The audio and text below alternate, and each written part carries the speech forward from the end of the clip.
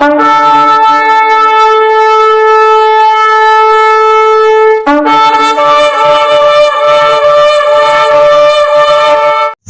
The lord ಪ್ರಿಯರೇ, ದೇವರ ಅತಿ ಪರಿಶುದ್ಧವಾದ ನಾಮಕ್ಕೆ ಸ್ತೋತ್ರವಾಗಲಿ. ಯೇಸು ಕ್ರಿಸ್ತನ ಅಭಿಷೇಕವುಳ್ಳ ನಾಮದಲ್ಲಿ ಪವಿತ್ರ ಆತ್ಮರ ಸಹಾಯದಿಂದ ಪ್ರಿಯರೇ, ಇವತ್ತಿನ ದಿನ ನಾವು ಪರ್ವತ ಪ್ರಸಂಗದ 32ನೇ ಭಾಗಕ್ಕೆ ಬರ್ತಾ ಇದ್ವಿ. ಅಂದ್ರೆ ನಾವು ಮತ್ತಾಯದಿಂದ ಹಿಡಿದು ಪ್ರಕಟಣೆ ಗ್ರಂಥದವರೆಗೆ ಕಲಿಯುವಾಗ, ಚುಟುಕಾಗಿ ಕಲಿಯುವಾಗ ದೇವರು ತಾನೇ ತನ್ನ ನಾಮವನ್ನು ಮಹಿಮೆಪಡಿಸಿಕೊಳ್ಳಲಿ. ಇವತ್ತು ನಾವು ಪರ್ವತ ಪ್ರಸಂಗದಲ್ಲಿ 32ನೇ ಭಾಗದಲ್ಲಿ ಏನು ಬರೆದಿದ್ದರೆ, ನಾವು ಈಗಾಗಲೇ ತಿಳ್ಕೊಂಡ ಹಾಗೆ ಯೇಸು ಸ್ವಾಮಿ ತನ್ನ ಶಿಷ್ಯಂದರಿಗೆ ಅಥವಾ ಮುಂದಿನ ಪೀಳಿಗೆಯಾದ ನಮಗೆ ಏನು ತಿಳಿಸಿಕೊಟ್ರು ಅಂತ ಹೇಳಿದ್ರೆ, ಒಂದು ಪ್ರಾರ್ಥನೆ ಮಾಡೋದ್ರ ಬಗ್ಗೆ ತಿಳಿಸ್ಕೊಟ್ರಲ್ವಾ, ಅದ್ರ ಬಗ್ಗೆ ನಾನು ನಿಮ್ಗೆ ತಿಳಿಸ್ತಾ ಬರ್ತಾ ಇದೆ. ಯಾವುದು? ಪರಲೋಕದಲ್ಲಿರುವ ನಮ್ಮ ತಂದೆ, ಯಾವುದು? ಮತ್ತಾಯನ ಬರೆದ ಸುವಾರ್ತೆ 6ನೇ ಅಧ್ಯಾಯ 10ನೇ ವಾಕ್ಯದಿಂದ ಹಿಡಿದು 13ನೇ ವಾಕ್ಯದವರೆಗೂ ಕೂಡ, 13 ಅಲ್ಲ 14ನೇ ವಾಕ್ಯದವರೆಗೂ ಕೂಡ ಇದೆ. ಅದರಲ್ಲಿ ನೋಡಿ ಪ್ರಿಯರೇ, ಪರಲೋಕದಲ್ಲಿರುವ ನಮ್ಮ ತಂದೆ, ನಿನ್ನ ನಾಮವು ಪರಿಶುದ್ಧವೆಂದು ಎಣಿಸಲ್ಪಡಲಿ, ನಿನ್ನ ರಾಜ್ಯವು ಬರಲಿ, ನಿನ್ನ ಚಿತ್ತವು ಪರಲೋಕದಲ್ಲಿ ನೆರವೇರುವ ಪ್ರಕಾರ ಭೂಲೋಕದಲ್ಲೂ ನೆರವೇರಲಿ. ನಮಗೆ ಅನುದಿನದ ಆಹಾರವನ್ನು ಇವತ್ತು ದಯಪಾಲಿಸು, ನಮಗೆ ತಪ್ಪು ಮಾಡಿದವರನ್ನು ನಾವು ಕ್ಷಮಿಸುವ ಪ್ರಕಾರ ನಮ್ಮ ತಪ್ಪುಗಳನ್ನು ಕ್ಷಮಿಸಿ, ಶೋಧನೆ ಒಳಗೆ ಸೇರದಂತೆ ಕೇಡಿನಿಂದ ರಕ್ಷಿಸು ಅಂತ ಹೇಳೋದ್ರ ಬಗ್ಗೆ, ಇದಿಷ್ಟರ ಬಗ್ಗೆನೂ ಕೂಡ ನಾನು ವಾಕ್ಯ ಕೊಡ್ತೀನಿ, ಇದಿಷ್ಟರ ಬಗ್ಗೆನೂ ಕೊಡ್ತೀನಿ. ಆದರೆ ಇವತ್ತು ನಾವು ತಿಳಿಬೇಕಾಗಿರ್ತಕ್ಕಂಥ ಅಂಶ, ಇಷ್ಟೊಳಗೆ ತಿಳಿದಿದೆ ಯಾವುದು? ಪರಲೋಕದಲ್ಲಿರೋದ್ರೊಳಗೆ ಪರಲೋಕದ ಬಗ್ಗೆ ತಿಳಿಸಿಕೊಟ್ಟೆ. ನೆಕ್ಸ್ಟ್ ತಂದೆ ಅಂತ ಹೇಳ್ತಕ್ಕಂಥ ಪದದ ಗೂಢಾರ್ಥಗಳ ಬಗ್ಗೆ ತಿಳಿಸಿಕೊಟ್ಟೆ. ಪರಿಶುದ್ಧವೆಂದು ಎಣಿಸಲ್ಪಡಲಿ ಅಂತ ಹೇಳೋದ್ರ ಬಗ್ಗೆ ತಿಳಿಸಿಕೊಟ್ಟೆ. ನಿನ್ನ ರಾಜ್ಯ ಬರಲಿ ಅಂತ ಹೇಳೋದ್ರ ಬಗ್ಗೆ ತಿಳಿಸಿಕೊಟ್ಟೆ. ಬೇರೆ ಇವತ್ತು ತಿಳಿಸಿಕೊಡೋದ ವಚನ, ನಿನ್ನ ಚಿತ್ತವು ಪರಲೋಕದಲ್ಲಿ ನೆರವೇರುವ ಪ್ರಕಾರ ಭೂಲೋಕದಲ್ಲೂ ನೆರವೇರಲಿ. ಹಾಗಾದರೆ ದೇವರ ಚಿತ್ತ ಪರಲೋಕದಲ್ಲಿ ನೆರವೇರುವ ಪ್ರಕಾರ ಅಂತ ಹೇಳಿದ್ರೆ, ಪರಲೋಕದಲ್ಲಿ ನೆರವೇರುವ ಪ್ರಕಾರ ಅಂತ ಹೇಳಿದ್ರೆ ಪ್ರಿಯರೇ, ಆಲ್ರೆಡಿ ಪರಲೋಕದಲ್ಲಿ ದೇವರ ಚಿತ್ತ ನೆರವೇರಿದೆ ಅಂತ ಅರ್ಥ. ಪರಲೋಕದಲ್ಲಿ ಹಿಂದಿನ ಸಂಚಿಕೆಯಲ್ಲಿ ಪರಿಶುದ್ಧವನ್ನು ಎಣಿಸಲ್ಪಡಲಿ ಅಂತ ಹೇಳಿದಾಗ, ಅಲ್ಲಿ ಪರಿಶುದ್ಧವನ್ನು ಎಣಿಸಲ್ಪಟ್ಟಿಲ್ಲ ಅಂತ ನಾನು ವಿವರಿಸ್ಕೊಟ್ಟಲ್ಲ. ಈಗ ಇಲ್ಲಿದು ಕೂಡ ಅರ್ಥ ಯಾವ ತರ ಅಂದರೆ, ನಿನ್ನ ಚಿತ್ತ ಪರಲೋಕದಲ್ಲಿ ನೆರವೇರುವ ಪ್ರಕಾರ ಅಂತ ಹೇಳಿದ್ರೆ ಆಲ್ರೆಡಿ ನೆರವೇರಿದೆ. ನೆರವೇರಲಿಕ್ಕೆ ಬ್ಯಾಲೆನ್ಸ್ ಯಾವುದೂ ಇಲ್ಲ. ಅದೇ ತರ ಭೂಲೋಕದಲ್ಲಿ ಆಗಲಿ ಅಂದ್ರೆ ದೇವರ ಚಿತ್ತ. ನಿನ್ನ ಚಿತ್ತವು ಪರಲೋಕದಲ್ಲಿ ನೆರವೇರೋ ಪ್ರಕಾರ ಭೂಲೋಕದಲ್ಲಿಯೂ ನೆರವೇರಲಿ ಅಂತಂದ್ರೆ, ಭೂಲೋಕದಲ್ಲಿ ನೆರವೇರಿಲ್ಲ. ಯಾಕೆಂದ್ರೆ ಇವತ್ತು ಕ್ಲಬ್ಬು, ಬಾರು, ಫಬ್ಬು, ಮೋಸ, ಅನ್ಯಾಯ, ಅಕ್ರಮ, ಟಿವಿಲಿ, ಪೇಪರ್ಲಿ ಎಲ್ಲಾ ನೋಡಿದ್ರು ಕೂಡ ಕಾಣುವಂಥದ್ದು ಬರೀ ಈ ಲೋಕದ ಚಿತ್ತ ಅಥವಾ ಸೈತಾನದ ಚಿತ್ತ ನೆರವೇರುತ್ತಿದೆ ಹೊರತು ಪರಲೋಕ ರಾಜ್ಯದ ಚಿತ್ತ ನೆರವೇರುತ್ತಾ ಇಲ್ಲ. ಅದಕ್ಕೇನೆ ಯೇಸು ಸ್ವಾಮಿ ತನ್ನ ಶಿಷ್ಯರಿಗೆ ತಿಳಿಸಿಕೊಟ್ರು, ಪರಲೋಕದ ಚಿತ್ತ ಭೂಲೋಕದಲ್ಲಿ ನೆರವೇರಲಿ ಅಂತ ಹೇಳಿದ್ರೆ ಅದರ ಅರ್ಥ, ಈ ಚಿತ್ತವನ್ನು ನೆರವೇರಿಸೋರು ಬೇರೆ ಯಾರು ಅಲ್ಲ, ಯೇಸು ಸ್ವಾಮಿ ಮಕ್ಕಳಾದಂತ ನಾನು ಮತ್ತು ನೀವು. ದೇವರ ಚಿತ್ತವನ್ನು ನೆರವೇರಿಸಬೇಕು. ದೇವರ ಚಿತ್ತ ಏನಂತ ಕಂಡಿಡ್ಕೋಬೇಕು. ಆಲ್ರೆಡಿ ಪರಲೋಕದಲ್ಲಿ ನೆರವೇರಿದೆ. ಯಾಕಂದ್ರೆ ಅಲ್ಲಿ ಪಾಪ ಅಂತ ಹೇಳೋದು ಇಲ್ಲ, ಹಸಿವು ಅಂತ ಹೇಳೋದು ಇಲ್ಲ, ರೋಗದ ಬಂಧನಗಳು ಇಲ್ಲ. ಪರಿಶುದ್ಧತೆ ಪರಿಶುದ್ಧತೆ ಪರಿಶುದ್ಧತೆ. ಅಲ್ಲಿ ನಾನು ಯಾವತ್ತಿನ ಸಂಚಿಕೆ ಹೇಳಿದಾಗೆ, ಆ ಒಂದು ಕೆರಬಿಯರು, ಸೆರಾಫಿಯರು ಮತ್ತು 24 ಹಿರಿಯರು ಅಲ್ಲಿರ್ತಕ್ಕಂಥ ದೇವದೂತ ಗಣಗಳೆಲ್ಲವೂ ಕೂಡ ಪರಿಶುದ್ಧನು ಪರಿಶುದ್ಧನು ಪರಿಶುದ್ಧ ಅಂತ ಆರಾಧನೆ ಮಾಡ್ತಾ ಇದ್ದಾರೆ ಅಂತಂದ್ರೆ, ಅಲ್ಲಿ ಆಲ್ರೆಡಿ ಪರಿಶುದ್ಧತೆ ಬಂದು ದೇವರ ಚಿತ್ತ ಬಂದ್ಬಿಟ್ಟಿದೆ. ಅಲ್ಲಿ ಪಾಪ ಅಂತ ಹೇಳೋದು ಇಲ್ಲ. ಅಲ್ಲಿ ಯಾವಾಗಲೂ ಸುಖ, ಶಾಂತಿ, ಸಂತೋಷ, ಹೊಟ್ಟೆ ಹಸಿವಿಲ್ಲ, ಕಣ್ಣೀರಿಲ್ಲ, ದುಃಖವಾಗಲಿ ಗೋಳಾಟವಾಗಲಿ ಇಲ್ಲದಂತಹ ಒಂದು ಪುಣ್ಯವಾದಂತಹ ಒಂದು ಜಾಗ ಪರಲೋಕ ಆಗಿದೆ. ಅಲ್ಲಿ ಯಾಕೆ ಆ ಥರ ಅಷ್ಟು ಸುಂದರವಾಗಿದೆ ಅಂದರೆ, ಅಲ್ಲಿ ಆಲ್ರೆಡಿ ಅಲ್ಲಿ ಪರಲೋಕದಲ್ಲಿ ತನ್ನ ತಂದೆಯಾದ ದೇವರ ಚಿತ್ತ ನೆರವೇರಿದೆ. ಆದರೆ ಭೂಲೋಕದಲ್ಲಿ ಏನಾಗ್ತಾ ಇದೆ ಅಂದರೆ, ದೇವರ ಚಿತ್ತಕ್ಕೆ ವಿರುದ್ಧವಾದಂತಹ ಕಾರ್ಯಗಳೇ ನಡೀತಾ ಇರೋದು. ಇವತ್ತು ಚಿಕ್ಕ ಮಕ್ಕಳಿಗೂ ಕೂಡ ಹಠಾನೆ, ಎಲ್ಲಾ ತಪ್ಪಾದಂತ ಕಾರ್ಯಗಳೇ, ಸೈತಾನನ ಕಾರ್ಯಗಳೇ ನಡೀತಾ ಇದೆ. ಕ್ಲಬ್ಬು, ಬಾರ್, ಫಬ್ಬು, ಆ ಒಂದು ಮೊಬೈಲ್ಗಳಲ್ಲಿ ಇವತ್ತು ಬರ್ತಾ ಇರ್ತಕ್ಕಂಥ ಗೇಮ್ಸ್ಗಳು, ಇವತ್ತು ಔಟ್ಡೋರ್ ಗೇಮ್ಸ್ಗಿಂತಲೂ ಇಂಡೋರ್ ಗೇಮ್ಸ್ಗಳು ಜಾಸ್ತಿ ಆಗ್ಬಿಟ್ಟಿದೆ. ಬೇರೆ ಮನೆ ಒಳಗಡೆ ಆಟ ಆಡ್ಕೊಳ್ತಾರೆ. ಯಾವುದು?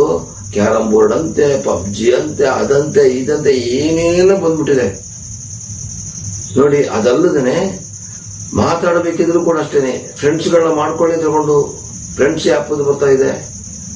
ತಪ್ಪಾದ ರೀತಿಯಲ್ಲಿ ಕ್ಯಾರಂ ಬೋರ್ಡ್ ಆಡೋದು, ಸ್ಪೀಟ್ ಆಡೋದು, ರಮ್ಮಿ ಹಾಕೋದು, ಇಂಥದ್ದೆಲ್ಲ ಬಂದು ಏನಂತ ಗೊತ್ತಾ, ದೇವರ ಚಿತ್ತವನ್ನ ಮಾಡಲಿಕ್ಕೆ ಸೈತಾನ ಬಿಡ್ತಾನೆ ಇಲ್ಲ. ರೋಮಪುರ 12:2 ಇಹಲೋಕದ ನಡವಳಿಕೆಯನ್ನು ಅನುಸರಿಸದೆ ನೂತನ ಮನಸ್ಸನ್ನು ಹೊಂದಿಕೊಂಡು ಪರಲೋಕ ಭಾವದವರಾಗಿರಿ. ಈಗಾದರೆ ದೇವರ ಚಿತ್ತಕ್ಕನುಸಾರವಾದದ್ದು ಅಂದರೆ ಉತ್ತಮವಾದದ್ದು, ಮೆಚ್ಚುಗೆಯಾದದ್ದು, ದೋಷವಿಲ್ಲದು ಯಾವುದೆಂದು ವಿವೇಚಿಸಿ ತಿಳಿದುಕೊಳ್ಳುವಿರಿ. ಇಲ್ಲಿ ನೋಡಿ ಪ್ರಿಯರೇ, ಎಷ್ಟು ಸ್ಪಷ್ಟವಾಗಿ ತೋರಿಸಿದರೆ ನಿಮಗೆ ಪರಲೋಕ ರಾಜ್ಯ ಚಿತ್ತ ನಡಿಬೇಕಾ, ನೀವು ಇಹಲೋಕದ ನಡವಳಿಕೆಯನ್ನು ಅನುಸರಿಸಬಾರದು. ಅಂದ್ರೆ ಈ ಲೋಕದಲ್ಲಿ ಇರತಕ್ಕಂಥ ಪಾಪದ ಕಾರ್ಯಗಳ ಜೀವಿತವನ್ನು ಅನುಸರಿಸಬಾರದು. ಪ್ರತಿಯೊಬ್ಬ ಪಾಪಿಗೂ ಕೂಡ ಗೊತ್ತಿದೆ, ನಾನು ಪಾಪ ಮಾಡ್ತಾ ಇದ್ದೀನಿ, ಇದು ಮಾಡಿದ್ರೆ ಪುಣ್ಯ ಕಾರ್ಯ, ಇದು ಮಾಡಿದ್ರೆ ಪಾಪದ ಕಾರ್ಯ ಅಂತ ಪ್ರತಿಯೊಬ್ಬರಿಗೂ ಕೂಡ ಗೊತ್ತಿದೆ. ಆದ್ರೂ ಕೂಡ ಇವತ್ತು ಪಾಪಕ್ಕೆ ದಾಸರಾಗ್ತಾ ಇದ್ದಾರೆ ಪ್ರಿಯರೇ, ಇವತ್ತು ಪಾಪಕ್ಕೆ ದಾಸರಾಗ್ತಿದ್ದಾರೆ. ಕುಟುಂಬಗಳಲ್ಲಿ ಸತ್ಯ ಗೊತ್ತಿದ್ರು ಇವತ್ತು ಏನ್ ಮಾಡ್ತಾ ಇದ್ದಾರೆ, ಸೇವಕರ ಕುಟುಂಬಗಳಲ್ಲೂ ಕೂಡ ಪ್ರಾಬ್ಲಮ್ ಸ್ಟಾರ್ಟ್ ಆಗಿದೆ. ಹಣದ ಆಸೆ, ಒಂದು ದುಡ್ಡಿನ ಆಸೆ, ತಪ್ಪಾಗಿ ಸೇವೆ ಮಾಡುವಂಥದ್ದು, ಮತ್ತೆ ಜನಗಳು ಮೆಚ್ಚಿಕೊಳ್ಳಿಂದ ಸೇವೆ ಮಾಡುತ್ತದೆ, ಇದೆಲ್ಲ ಬೇಡ ಪ್ರಿಯರೇ. ಇಹಲೋಕದ ನಡವಳಿಕೆ ಸಭೆ ಒಳಗಡೆ ಕಾಣ್ತಾ ಇದೆ. ಈ ಲೋಕ ಎಲ್ಲಿದೆ ಅಂತ ಕೇಳಿದ್ರೆ ಸಭೆ ಒಳಗಡೆ ಅಂತ ಹೇಳ್ಬೇಕು, ಆ ಲೆವೆಲಿಗೆ ಬಂದ್ಬಿಟ್ಟಿದೆ.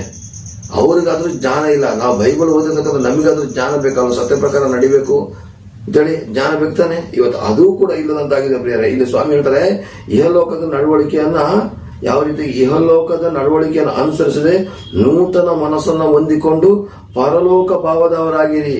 ಈಗಾದರೆ ದೇವರ ಚಿತ್ತಾನುಸಾರವಾದದ್ದು, ಅಂದರೆ ಉತ್ತಮವಾದದ್ದು, ಮೆಚ್ಚುಗೆಯಾದ ದೋಷವಿಲ್ಲದು ಯಾವುದೆಂದು ವಿವೇಚಿಸಿ ತಿಳಿದುಕೊಳ್ಳುವಿರಿ. ಹಾಗಾದರೆ ನಾವು ದೇವರ ಚಿತ್ತಕ್ಕೆ ಒಳಪಟ್ಟಾಗ ನಮಗೆ ಯಾವುದು ಮಾಡಬಾರದು, ಯಾವುದು ಮಾಡಬೇಕಂತ ಗೊತ್ತಾಗ್ತದೆ. ಅದಕ್ಕೇನೆ ವಾರ ವಾರ ಬೈಬಲ್ ಪುಸ್ತಕವನ್ನು ನಾವು ಓದುವಾಗ ಏನು ತೋರಿಸ್ಕೊಡ್ತಾ ಇದ್ವಿ, ದೇವರ ಚಿತ್ತ ಯಾವುದು, ದೇವರ ಚಿತ್ತ ಯಾವುದು ಅಲ್ಲ ಅಂತ ತೋರಿಸ್ಕೊಡ್ತೀವಿ. ಸುಮಾರು ಜನಕ್ಕೆ ಡ್ರಿಂಕ್ಸ್ ಮಾಡೋದು ಪಾಪ ಅಲ್ಲ, ಬೀಡಿ ಸಿಗರೇಟ್ ಸೇರೋದು ಪಾಪ ಅಲ್ಲ, ವ್ಯಭಿಚಾರ ಮಾಡೋದು ಪಾಪ ಅಲ್ಲ ತಗೊಂಡು ತಿಳ್ಕೊಂಡಿರ್ತಕ್ಕಂಥ ವ್ಯಕ್ತಿಗಳಿಗೆ ಇವತ್ತು ಸ್ವಾಮಿ ಹೇಳ್ತಿದ್ದಾರೆ, ಅದೆಲ್ಲವೂ ಪಾಪದ ಎತ್ತಿ ತೋರಿಸುವಂತ ಪುಸ್ತಕವೇ ಬೈಬಲ್ ಪುಸ್ತಕ. ಇದರಲ್ಲಿ ಬರೀ ಪ್ರೀತಿ, ಪರಿಶುದ್ಧತೆ, ಪಾಪದ ಜೀವಿತ ಬಿಟ್ಟು ಬರೋದ್ರ ಬಗ್ಗೆನೇ ತಿಳಿಸಿದೆ ಪ್ರಿಯರೇ. ಈ ಲೋಕನ ಗೆಲ್ಲಲಿಕ್ಕೆ ನಾವು ಪ್ರಯತ್ನ ಪಡಬೇಕು. ಲೋಕದ ಪಾಪ ಇವತ್ತು ನಮ್ಮನ್ನ ಆವರಿಸಿಕೊಂಡು ಸುತ್ತಾ ಇದೆ. ಅದಕ್ಕೆ ಸರಿಯಾಗಿ ದೇವರ ವಾಕ್ಯದಲ್ಲಿ ಬರೆದಿದೆ ಪ್ರಿಯರೇ. ಅದಕ್ಕೆ ಸರಿಯಾಗಿ ದೇವರ ವಾಕ್ಯ 1 ಯೋಹಾನ 2:17 ನಾವು ತೆಗೆದುಕೊಳ್ಳೋಣ ಪ್ರಿಯರೇ. 1 ಯೋಹಾನ 2:17 ಏನು ಬರೆದಿದ್ದಾರೆ, 1 ಯೋಹಾನ 2:17 ಲೋಕವು ಅದರ ಆಸೆಯು ಗತಿಸಿ ಹೋಗ್ತದೆ, ಆದರೆ ದೇವರ ಚಿತ್ತವನ್ನು ನೆರವೇರಿಸುವನು ಎಂದೆಂದಿಗಿರುವನು, ಅಂದ್ರೆ ನಿತ್ಯ ಜೀವ. ಎಂದೆಂದಿಗಿರುವುದರೆ ನಮ್ಮ ದೇಹಕ್ಕೆ ಸಾವಿರಬಹುದು, ಆದರೆ ನಮ್ಮ ಆತ್ಮಕ್ಕೆ ಸಾವಿಲ್ಲ ಪ್ರಿಯರೇ. ಇದೊಂದನ್ನು ಅರ್ಥ ಮಾಡ್ಕೊಳ್ಳಿ.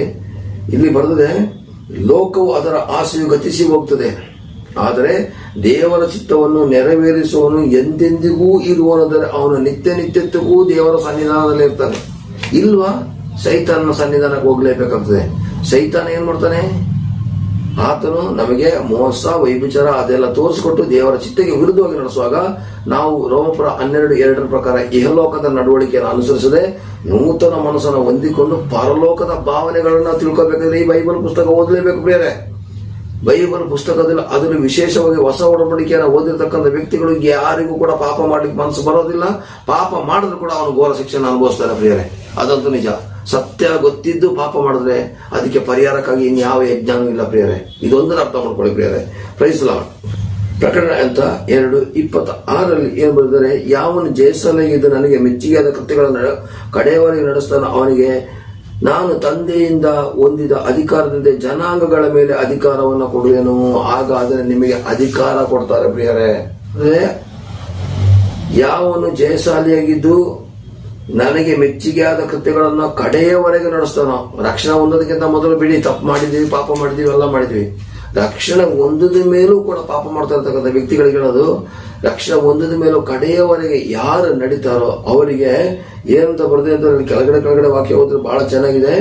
ನಾನು ತಂದೆಯಾದ ದೇವರಿಂದ ಹೊಂದಿದ ಅಧಿಕಾರದಿಂದ ಜನಾಂಗಗಳ ಮೇಲೆ ಅಧಿಕಾರವನ್ನು ಕೊಡುವೇನು.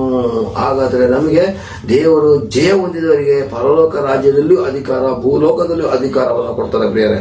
ಹಾಗಾದ್ರೆ ಪ್ರಿಯರೇ, ನಾವು ಒಂದು ತಿಳ್ಕೊಳ್ಳೋಣ, ದೇವರ ಚಿತ್ತ ಈ ಲೋಕದಲ್ಲಿ ನೆರವೇರಲಿಕ್ಕೆ ನಾವು ಪ್ರಯತ್ನವನ್ನ ಪಡಬೇಕು. ನಾವು ಪ್ರಿಯರೇ ರಕ್ಷಣೆ ಹೊಂದೋದಕ್ಕಿಂತ ಮೊದಲು ಆಗಿರ್ತಕ್ಕಂಥ ವಿಷಯಗಳು ಬೇಡ, ರಕ್ಷಣೆ ಹೊಂದಿದ ನಂತರ ದೇವರ ಚಿತ್ತವನ್ನು ನಾವು ನೆರವೇರಿಸ್ತಿದ್ದೀವಿ ಅಂತ ನಾವು ತಿಳ್ಕೋಬೇಕಾಗಿದೆ ಪ್ರಿಯರೇ. ಇವತ್ತು ನಮ್ಮ ಪರಿಸರ, ನಮ್ಮ ಫ್ರೆಂಡ್ಸ್ಗಳು, ನಾನು ಫ್ಯಾಕ್ಟ್ರಿಗೆ ಹೋಗಿ ಕೆಲಸ ಮಾಡ್ತಾ ಇರುವಾಗ ನಮ್ಮ ಸ್ನೇಹಿತರು ತಪ್ಪಾಗಿ ಮಾತಾಡಿದಾಗ ದಯವಿಟ್ಟು ಮಾತಾಡಬೇಡಿ ತಿಳ್ತೀನಿ. ಆವಾಗ ನೀನೇನು ಆ ಥರ ಈ ಥರದ ಕೇಳಿದಾಗ ನಾನು ಆ ಸ್ಪಾಟ್ನ ಬಿಟ್ಟು ಹೊರಗಡೆ ಬರ್ತೀನಿ. ಯಾಕಂದ್ರೆ ಆ ಮಾತು ಆಡ್ಬಿಟ್ಟು ನಾವು ಪಾಪಕ್ಕೊಳಗಾಗೋದಕ್ಕಿಂತ ಆ ಸ್ಪಾಟ್ನೇ ಬಿಟ್ಬಿಡೋದು, ಇಲ್ಲ ಕೇಳಿಸ್ದಂಗೆ ಸುಮ್ಮನೆ ಇದ್ಬಿಡೋದು, ನೋ ಪ್ರಾಬ್ಲಮ್.